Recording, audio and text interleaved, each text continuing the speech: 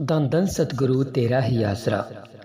प्रेमी मुख्तियार सिंह गांव देओना जिला बठिंडा से मालिक की रहमत का एक करिश्मा इस प्रकार बयान करता है। सन 1988 की बात है। उस समय हम दोनों को ही नामदान मिला हुआ था। परिवार के अन्य सभी सदस्य बिना नाम के थे। उन दिनों हमारे घर केवल 3 लड़कियां थीं, लड़का नहीं था। इस बात को लेकर मेरे परिवार के दूसरे सदस्य अक्सर ताना देते, भाई ये तो सच्चा सौदा जाते हैं। फिर सच्चा सौदा वाला बाबा इन्हें एक लड़का क्यों नहीं दे देता। उनका इशारा सीधा पूज्य परम पिताजी की तरफ होता। कुछ अन्य लोग भी मुझे ऐसी ही बातें कहते रहते, जिन्हें सुनकर मुझे दुख पहुंचता। एक दिन मैं अपनी पत्नी के साथ दरबार में आ गया। शाम का समय था और परम पिताजी बड़े हाल की छाया में तेरावास के पास विराजमान थे। उस दिन संगत कुछ कम ही थी, इसलिए उन्हें स्टेज के नज़दीक ही जगह मिल गई। जब मैं हाथ जोड़कर नारा लगाकर बैठने लगा तो घट घट के जानन हार परम पिताजी ने वचन फरमाया, भाई कहाँ से आए हो। मैंने अपने गांव का नाम बताते हुए प्रार्थना की, सच्चे पातशाह जी हम दियोन गांव जिला बठिंडा से आए हैं। पूज्य शहनशाह जी ने फिर पूछा, भाई क्या काम करते हो। इस पर मैंने बताया, पिताजी मैं थर्मल प्लांट में नौकरी करता हूँ। परम पिताजी ने तीसरी बार फिर पूछा, भाई किस काम आए हो।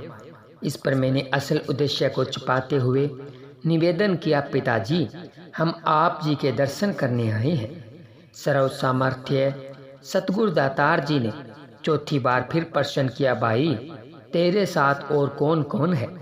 मैंने स्वाभाविक ही कह दिया, जी मेरे साथ मेरी बीबी है। यह सुनकर मेहरबान साईं पर उपकारी दातार जी जोर से हंस पड़े। परम दयालु दो जहानों के मालिक ने साथ संगत को खुशी प्रदान करने के लिए महा सिंह की तरफ इशारा करते हुए फरमाया, भाई महा सिंह देख, बोला घरवाली अपनी पत्नी को बीबी कहता है। इस प्रकार मेहरबान शहनशाह जी ने अपनी संगत को इस बहाने अत्यंत खुशी प्रदान की। सर्व सामर्थ्य कुल मालिक जी के पवित्र मुखारबिंद के वचन है। जीव दुनिया के जलते बलते भट्ट में से बड़ी मुश्किल से यहाँ पहुँचता है। लगभग हर जीव ही दुखी होता है, कोई किसी गम से और कोई किसी फिक्र चिंता से। हम साथ संगत को किसी न किसी बहाने हंसाने की कोशिश करते हैं, ताकि वह अपना गम कम से कम कुछ समय लिए तो भूल जाएं, और जितना समय वह यहाँ रहे सुख और शांति का अनुभव कर सके। घट घट के अंतर की जानत, भले बुरे की पीर पछानत। घट घट और पट पट के जाननहार महान पर उपकारी परम पिताजी ने फरमाया, बेटा आए तो किसी खास काम के लिए हो, अब बताते नहीं। कुल मालिक की रहमत को प्राप्त करने का मेरे लिए सुअवसर था। यह सुनकर मुझसे रहा नहीं गया। अर्थात या यूं कह लो कि जब सतगुरु कुल मालिक जिस जीव पर मेहरबान होता है तो उसे स्वयं ही बुलाकर अपनी रहमत प्रदान करता है। मैंने दोनों हाथ जोड़कर प्रार्थना की, हे सच्चे पातशाह जी एक लड़के की इच्छा लेकर ही आपकी शरण में आए हैं। सर्व सामर्थ्य सतगुरु दातार जी ने 2 सेब मंगवा लिए तथा अपने पवित्र कर कमलों में पकड़कर हम दोनों को एक एक सेब प्रदान प्रसाद के रूप में दे दिया। अपने मालिक की दया मेहर रहमत को प्राप्त करके हम दोनों बहुत खुश हुए। सच्चे पातशाह जी की अपार कृपा से मेरे घर अगले वर्ष एक पुत्र ने जन्म ले लिया। लगभग 15 दिनों बाद मैं दरबार में आया। उस वक्त पूज्य शहनशाह जी तेरावास में विराजमान थे। मैंने पास जाकर प्रार्थना करते हुए कहा, हे सतगुरु परम पिताजी आप जी की अपार कृपा से लड़के ने जन्म लिया है। महान परोपकारी प्यारे सतगुरु जी ने फरमाया, भाई उसका नाम क्या रखा है? इस पर मैंने प्रार्थना की, हम उसे प्रेमी ही कहते हैं। सर्व समार्थ्य सच्चे पातशाह मेहरबान परम पिताजी ने अपने पवित्र मुख से उस बच्चे का नाम रखते हुए वचन फरमाया, भाई इस बच्चे का नाम मनप्रीत है और दूसरे का नाम सुखजीत रख लेना। इस प्रकार परिपूर्ण सतगुरु कुल मालिक जी ने मेरे दूसरे बच्चे का नाम भी पहले ही रख दिया, जबकि मेरा पहला बच्चा केवल 15-16 दिन का ही था। मालिक की दया मेहर की वर्षा तो मेरे परिवार पर उसी दिन ही हो गई थी, जब हम अपनी हार्दिक इच्छा को लेकर अपने सतगुरु जी के पवित्र चरण कमलों में पहुँचे थे। सच्चे पातशाह जी के हुक्म के द्वारा मेरे घर करीब 1 वर्ष के बाद दूसरे बच्चे ने जन्म ले लिया। सारा परिवार मालिक की अपार रहमत को पाकर अत्यंत खुश हुआ। मैंने अपने दूसरे बच्चे का नाम परम पिताजी के हुक्म अनुसार सुखजीत ही रख लिया। मैं कुल मालिक की दात अपने 5 बच्चों, 3 लड़कियां व 2 लड़कों के साथ अपने परिवार के अत्यंत खुश हूँ और बड़े मजे से जीवन व्यतीत कर रहा हूँ।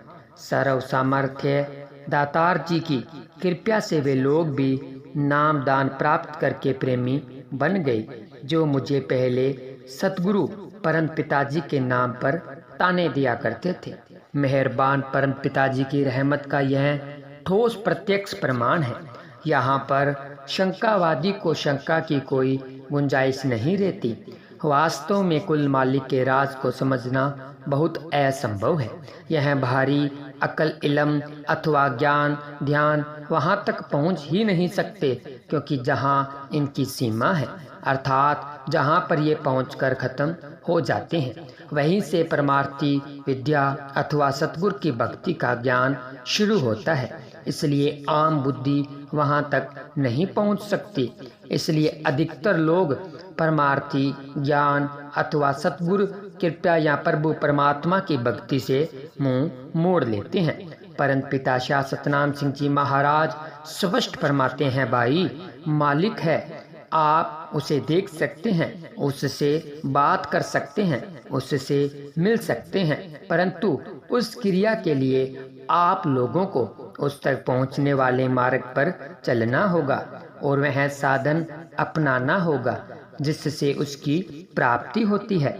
वह साधन नाम, शब्द, वाणी, धुर की वाणी आदि है, जो किसी पूर्ण संत सतगुरु के अवश्य मालूम करनी पड़ती है। बिना इस साधन के हम ईश्वर तक नहीं पहुंच सकेंगे और न ही आवागमन के चक्कर से मुक्त हो सकेंगे।